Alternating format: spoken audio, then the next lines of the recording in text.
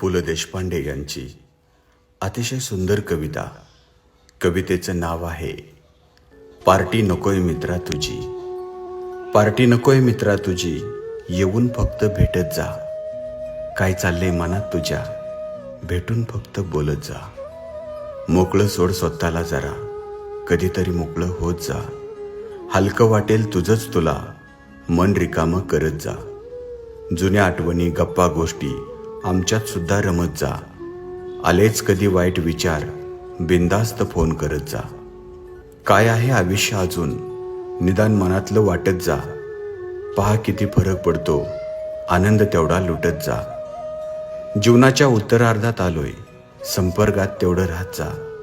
काय हवंय काय नको तुला, कुणाला तरी सांगत जा.